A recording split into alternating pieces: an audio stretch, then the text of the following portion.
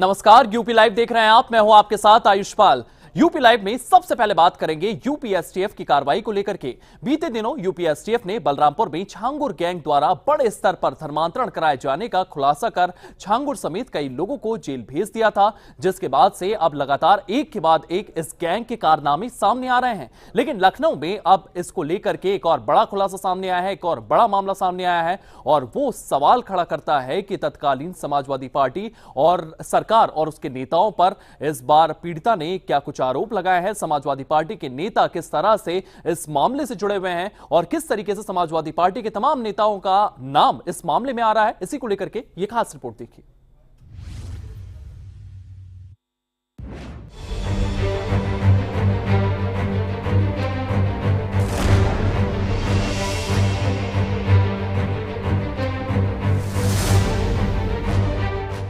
बीते दिनों UP STF ने बलरामपुर में छांगुर गैंग द्वारा बड़े स्तर पर धर्मांतरण कराए जाने का खुलासा कर छांगुर समेत कई लोगों को जेल भेज दिया है, जिसके बाद से अब लगातार एक के बाद एक इस गैंग के कारनामे सामने आ रहे हैं,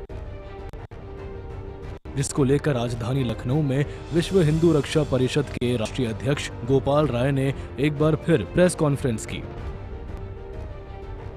जिसमें छांगुर गैंग से जुड़े सपा नेताओं से पीड़ित एक युवती को सामने लाकर दुष्कर्म, जबरन धर्मांतरण और शोषण की घटनाओं का सनसनीखेज खुलासा किया।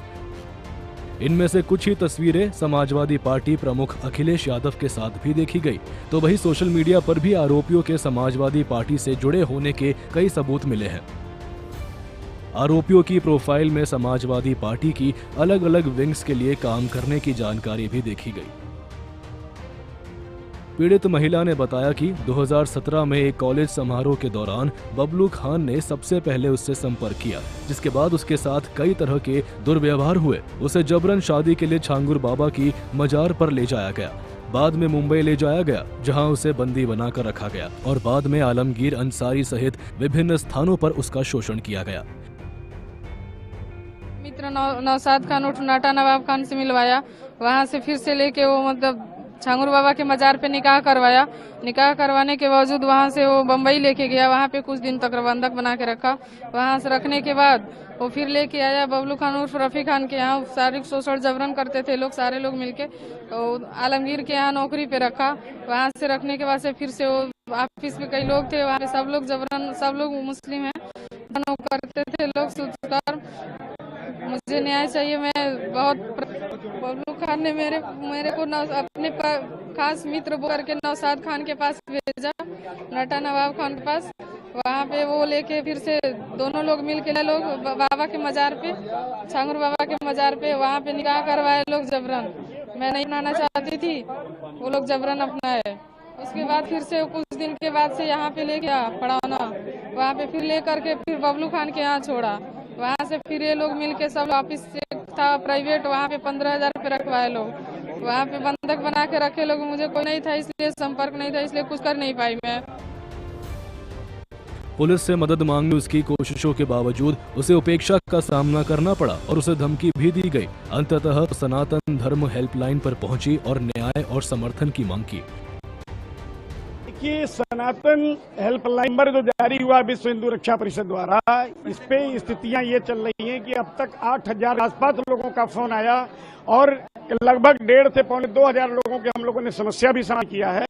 अभी कुशीनगर से एक बच्ची जो राजपूत समाज से थी, उसकी गरीब है, चूंकि गरीब होने के कारण उसको बहुत संकट से झेलना पड़ा। संकट था जो शारीरिक संपर्क इस पे कई लोगों ने बनाया, और जब बोले सांस की तो इसको डराया धमकाया गया और वीडियो वायरल करने की धमकी गई, और इसका एक छोटा भाई उसको जान से मारने की धमकी दी गई, जो वास्तव में विश्व हिंदू रक्षा परिषद की कड़ी निंदा करता है। अभी उपरोक्त परिप्रेक्ष्य में मैं वरिष्ठ पुलिस अधीक्षक कुशीनगर साथ किया, और वो यहाँ पर एसीपी को भेज रहे हैं। एसीपी स्वयं लेकर के यहाँ से जाएंगे, और इस तरह से विश्व हिंदू रक्षा परिषद पीड़ितों के लिए सदैव तत्पर रहता है। ये पहली बार नहीं है जब किसी महिला ने छांगुर के काले कारनामों को लेकर शिकायत दर्ज की है, लेकिन इस बार के मामले में राजनीतिक दबाव भी सामने आ रहा है, जो पीड़िता की शिकायत दर्ज न होना तत्कालीन समाजवादी पार्टी की सरकार पर भी सवाल खड़ा करता है। तो वही आरोपियों का समाजवादी पार्टी से जुड़ा होना पीड़िता के आरोपों से मेल खाता दिखाई दे रहा है। ब्यूरो रिपोर्ट, सूर्य समाचार।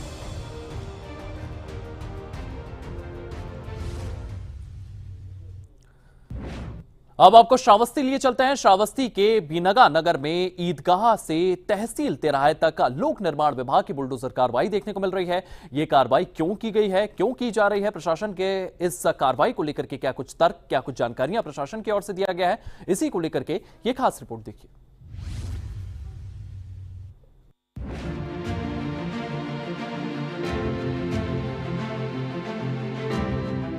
श्रावस्ती के भिनगा नगर में ईदगाह से तहसील तिराहे तक लोक निर्माण विभाग की सरकारी जमीन पर बने लगभग 53 मकानों और दुकानों पर प्रशासन ने बुलडोजर कार्रवाई की। ये कार्रवाई अवैध अतिक्रमण हटाने और सड़क चौड़ीकरण के लिए की गई। कार्रवाई के दौरान 8 बुलडोजर और पोकलैंड मशीनें तैनात की गईं। प्रशासन ने पहले अतिक्रमण करने वालों को नोटिस जारी किया था, जिसके बाद कुछ दुकानदारों ने स्वयं मकानें खाली कर ली। हालांकि जिन्होंने नोटिस का पालन नहीं किया, उनके निर्माणों को कर दिया गया। इस दौरान भारी पुलिस बल तैनात था और जिला अधिकारी अजय कुमार द्विवेदी मौके पर मौजूद रहे। ये कार्रवाई मुख्यमंत्री योगी आदित्यनाथ के निर्देश पर सरकारी जमीनों से अवैध अतिक्रमण हटाने की व्यापक मुहिम का हिस्सा है। स्थानीय लोगों का कहना है कि ये सड़क चौड़ीकरण जनहित में है, लेकिन कुछ प्रभावित दुकानदारों ने मुआवजे की मांग की है। प्रशासन ने स्पष्ट किया कि बिना वैध दस्तावेजों के बने निर्माणों पर कोई रियायत नहीं दी जाएगी। इसमें श्रावस्ती के मुख्यालय भिनगा तहसील और सड़क के बीच में जो जमीन है वो रास्ते की जमीन थी, पीडब्ल्यूडी विभाग की। उस पर अवैध अतिक्रमण था जिसको आज हटाया जा रहा है। पूर्व में इसमें नोटिस दिया गया था और जो प्रभावित पक्षकार थे वे माननीय उच्च न्यायालय में भी गए थे। माननीय उच्च न्यायालय ने पूरे मामले की सुनवाई करते हुए इसमें संबंधित विभाग पीडब्ल्यूडी को निर्देश दिए थे कि वे इसका परीक्षण कर नियमानुसार कार्रवाई करें। इसमें सभी को साक्ष्य प्रस्तुत करने का अवसर दिया गया था, नोटिस दिया गया था। सभी साक्ष्यों अभिलेखों को देखने के बाद ये सिद्ध हुआ कि ये शासकीय भूमि है, जिसके क्रम में खाली करने का नोटिस दिया गया था। और लगभग ये 85 मीटर का दायरा है तहसील से सटा हुआ, जिसमें कार्रवाई आज जो है ध्वस्तीकरण की हो रही है।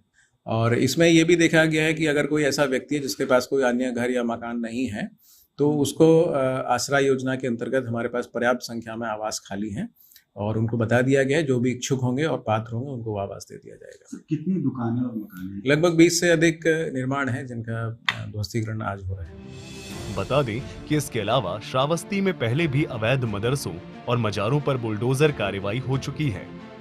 उदाहरण के लिए जून 2025 में भारत नेपाल सीमा के पास फतेहपुर बनगई में सरकारी जमीन पर अवैध होने के कारण ध्वस्त किया गया था।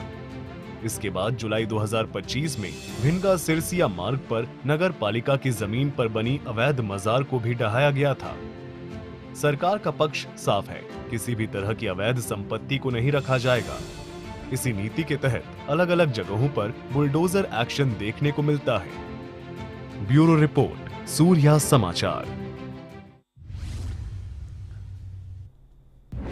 वहीं पहाड़ों पर हो रही लगातार बारिश के बाद नदियां उफान पर हैं। मैदानी इलाकों में इन दिनों नदियां अपने रौद्र रूप लेती हुई नजर आ रही हैं और तटीय इलाकों में हालात बाढ़ जैसे हो गए हैं। कानपुर और उन्नाव में गंगा नदी का जलस्तर खतरे के निशान के ऊपर पहुंच गया है, जिससे बाढ़ के हालात बने हुए हैं। क्या कुछ इन इलाकों के हालात हैं और किस तरीके से सरकार के द्वारा यहां पर राहत बचाव कार्य किया जा रहा है, इस रिपोर्ट में देखिए।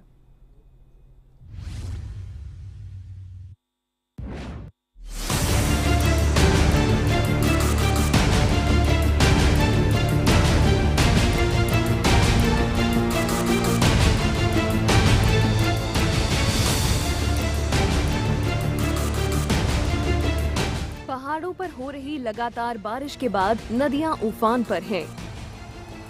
मैदानी इलाकों में इन दिनों नदियां अपने रौद्र रूप में हैं और तटीय इलाकों में हालात बाढ़ जैसे हैं।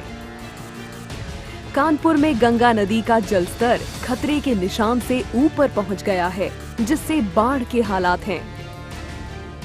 खेतों में पानी भरने से फसलों को भारी नुकसान हुआ है और कई गांवों का शहर से संपर्क टूट गया है।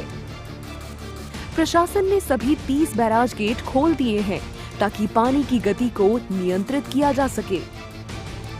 राहत कार्य तेजी से चल रहे हैं, जिसमें नावों और ट्रैक्टरों के जरिए लोगों को सुरक्षित स्थानों पर पहुंचाया जा रहा है। केंद्रीय जल आयोग ने चेतावनी दी है कि जल स्तर में और वृद्धि हो सकती है, जिसके चलते प्रशासन और सिंचाई विभाग अलर्ट पर हैं। लोगों से सुरक्षित स्थानों पर जाने और सतर्क रहने की अपील की गई है। इस समय बहुत ज्यादा बढ़ रहा है। पूरे घाट डूब गए। जी, पूरे घाट डूब गए हैं। कौन सा घाट है ये गोला घाट है। कितनी देर से गंगा पानी सर, ये जल स्तर बहुत तेजी से बढ़ रहा है और काफी तेजी से बढ़ रहा है और रोजाना बढ़ रहा है ये। जी जी, आगे पानी और बढ़ेगा? जी जी, पूरी उम्मीद है सर। वही बोला जा रहा है, काफी तो गांव में काफी गलियों तक पहुंच गया पानी, काफी अंदर तक पानी आ गया। बहुत दिक्कतें हो रही सर आगे। सर कोई प्रशासन कोई मदद नहीं सर, कोई दिक्कत नहीं, अभी बहुत दिक्कतें हो रही हैं आगे। काफी तेज से बढ़ रहा है, काफी दिनों से बढ़ता चला भी आ रहा। कोई यहाँ पे देखने भी नहीं आया अभी तक। पानी नालों द्वारा गली में घरों में घुस रहा है। अब ये तस्वीरें देखें। ये तस्वीरें हैं उन्नाव से। यहाँ गंगा नदी का जलस्तर खतरे के निशान को पार करने के बाद बाढ़ जैसे हालात हैं। उन्नाव में गंगा नदी का जलस्तर खतरे के निशान को पार कर गया है, जिससे शुक्लागंज और आसपास के तटीय इलाकों में बाढ़ की स्थिति पैदा हो गई है। इससे 2 दर्जन से ज्यादा मोहल्लों में पानी भर गया है, जिससे जनजीवन अस्त व्यस्त हो गया है। कई घरों और गलियों में कमर तक पानी है और लोग नावों के सहारे आवागमन कर रहे हैं। प्रशासन ने राहत कार्य तेज कर दिए हैं। लोगों को सुरक्षित जगहों पर पहुंचने और राहत सामग्री वितरित करने का काम जारी है। स्थानीय विधायक पंकज गुप्ता और जिलाधिकारी गौरांग राठी ने प्रभावित क्षेत्रों का दौरा कर राहत सामग्री और किट वितरित किए हैं। बिजली आपूर्ति बाधित होने से कई क्षेत्रों में बिजली काट दी गई है, ताकि दुर्घटना से बचा जा सके। गाँव में इस समय करीब 52 ग्राम पंचायतें प्रभावित हैं।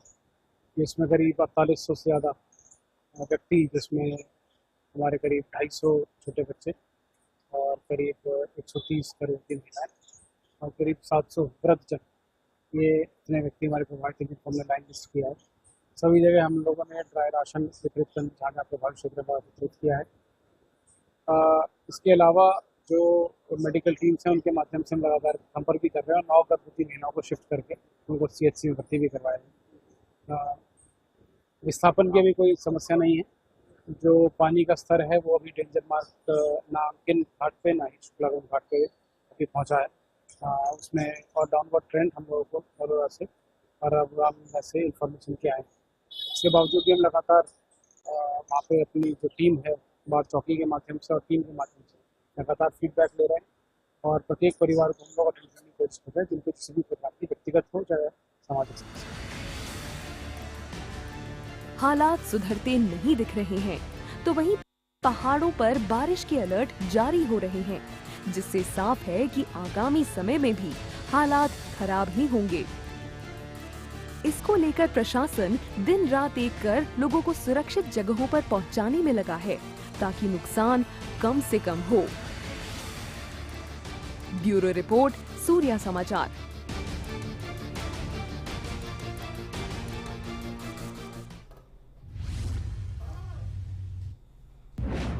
वहीं उत्तर प्रदेश के शाहजहांपुर जिले का नाम बदलने की मांग हाल ही के दिनों में तेज हो गई है। मध्य प्रदेश की पूर्व मुख्यमंत्री और बीजेपी नेता उमा भारती ने बरेली के आंवला में एक कार्यक्रम के दौरान मुख्यमंत्री योगी आदित्यनाथ से शाहजहांपुर का नाम बदलने की अपील की थी। इससे पहले शाहजहांपुर के ही एक इलाके जलालाबाद का नाम बदल दिया गया है। इसी के साथ साथ इसको लेकर के सियासतदानों के साथ साथ आम लोगों की प्रतिक्रियाएं सामने आ रही है। उनकी ओर से क्या कुछ कहा जा रहा है, इस रिपोर्ट में देखिए।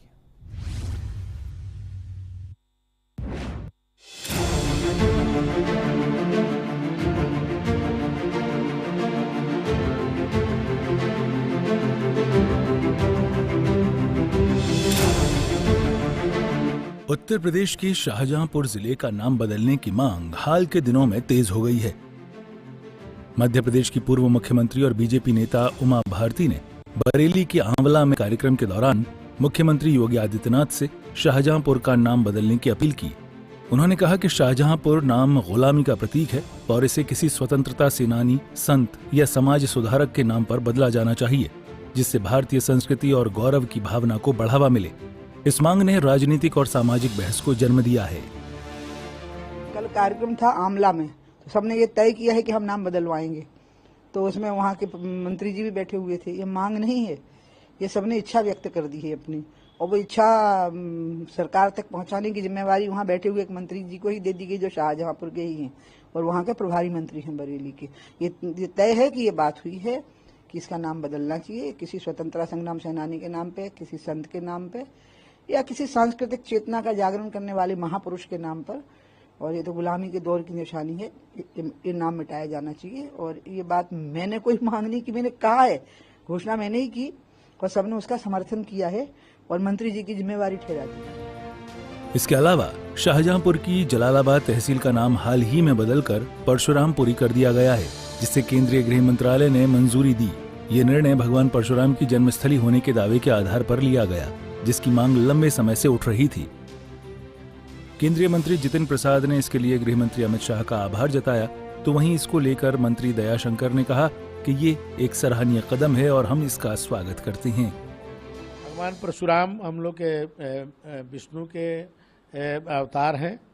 पूरा हमारा सनातन धर्म, पूरा भारतीय संस्कृति उनको ईश्वर के रूप में मानता है और ये उनका वहीं पर जन्मस्थली भी है। और यदि उनके नाम से यदि जलालाबाद का नाम परशुराम जी के नाम पर किया जा रहा है, तो ये हम सब के लिए सौभाग्य है, हर्ष का विषय है। सरकार को इसके लिए बहुत बहुत धन्यवाद। तो वहीं नाम बदले जाने पर स्थानीय लोगों ने खुशी जाहिर की है और शासन प्रशासन की सराहना भी की है। हम लोगों के लिए बहुत ही सौभाग्य की बात है कि परशुराम जी के नाम पर, और परशुराम जी की जन्मस्थली है, उसका नाम बदलकर परशुरामपुरी रख दिया गया। ये माननीय मंत्री जितिन प्रसाद जी की एक बहुत बड़ी और अद्भुत पहल है, जिससे हम लोगों को उनकी पहल के द्वारा ये नाम परशुरामपुरी नाम मिला है सभी लोगों को। ये माननीय मंत्री जी को बहुत बहुत धन्यवाद और बधाई। ये सरकार के द्वारा बहुत ही अच्छा कार्य किया गया है, इससे हम सभी लोग गौरवान्वित होंगे क्योंकि परशुराम धरती है वहाँ पे, इसलिए बहुत ही अच्छा काम रहा है। इसके लिए हम सब अमित शाह जी का, जितिन प्रसाद जी का धन्यवाद करेंगे। जलालाबाद का नाम परशुरामपुरी रखा गया, वहाँ के सभी सनातियों को जो है जीत हुई है। और मैं तो यही चाहता हूँ कि सभी लोग सुबह अपने परशुरामपुरी नाम रखकर जो है नाम लिया करेंगे। भगवान परशुराम का नाम जो है सुबह शाम लेंगे तो कितने बड़ा वो है जीत है। और मैं सभी लोगों को बधाई देता हूँ कि मेरे जलालाबाद को परशुरामपुरी नाम रखा गया है, और जितिन प्रसाद को भी मैं बधाई देना चाहता हूँ, और उनका सहयोग काफ़ी रहा, इसलिए जो है इस परशुरामपुरी नाम रखा गया है। इसको परशुरामपुरी के नाम को बदलने के लिए लेकर काफ़ी समय से लोगों की कस्बा वासियों की मांग थी। आज जो कस्बा के जो हमारे कस्बा निवासी लोग हैं, उनकी मंशा के अनुसार, उनकी मांग के अनुसार जो भी आज बदल गया है, ये बहुत ही सराहनीय है, बहुत ठीक है, और इसके लिए बहुत बहुत धन्यवाद, बहुत बहुत बधाई।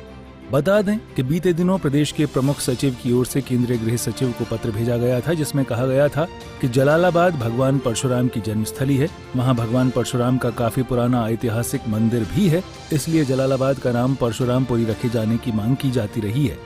नगर पालिका परिषद ने मार्च 2018 और सितंबर 2023 में इस मांग के प्रस्ताव को बोर्ड में भी पारित किया। अप्रैल में शाहजहांपुर के डीएम ने बोर्ड की बैठक में पारित प्रस्ताव संलग्न कर नाम परिवर्तन को अपनी संस्तुति सहित पत्र शासन को भेजा था, जिसके बाद अब ये नाम बदल गया है। ब्यूरो रिपोर्ट, सूर्या समाचार।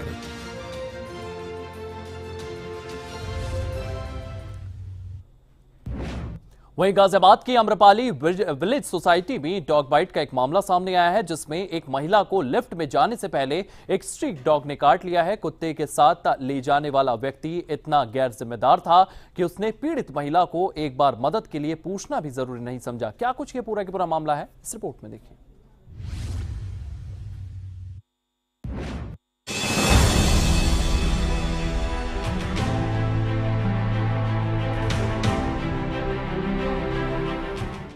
इंदिरापुरम थाने क्षेत्र के आम्रपाली विलेज सोसाइटी में एक स्ट्रीट डॉग के मेड को काटने की घटना सामने आई है।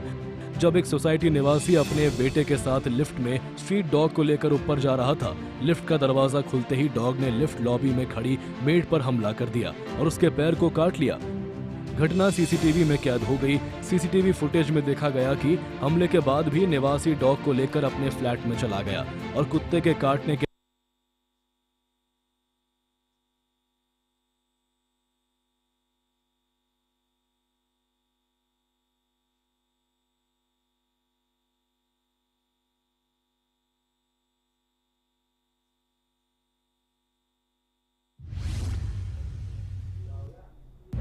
इसी बीच गाजियाबाद से एक बड़ी खबर सामने आई है। यहां पर दो पक्षों के बीच में जोरदार मारपीट हुई है। ये पूरा की पूरा मामला गाजियाबाद से सामने आया है। ये तमाम जानकारियां आपको बता दें। गाजियाबाद में दो पक्षों में जमकर मारपीट हुई है। गाजियाबाद की पूरी घटना बताई जा रही है। कंस्ट्रक्शन का सामान सड़क पर डालने को लेकर के ये पूरा की पूरा विवाद हुआ। सूचना मिलने पर पुलिस मौके पर पहुंची है। इस पूरे मामले को लेकर के मुकदमा दर्ज कर लिया गया है। मामले में अभी तक कोई गिरफ्तारी नहीं हुई।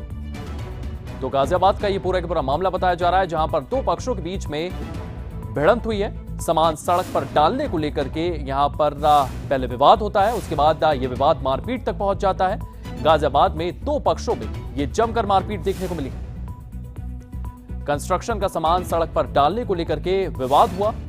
सूचना मिलने पर पुलिस ने मुकदमा दर्ज किया है और इस पूरे मामले को लेकर के पुलिस की ओर से जांच पड़ताल जारी है। मामले में अभी तक कोई गिरफ्तारी नहीं हुई है। तो सामान सड़क पर डालने को लेकर के कंस्ट्रक्शन का काम चल रहा था और वहां पर सामान सड़क पर डाल दिया गया, जिसको लेकर के दो गुटों में यह विवाद हुआ। पुलिस मौके पर पहुंची है। इस पूरे मामले को लेकर के मामला दर्ज कर लिया गया है। जांच पड़ताल जारी है। चलिए फिलहाल यूपी लाइव में इतना ही। आप बने रहिए सूर्य समाचार के साथ।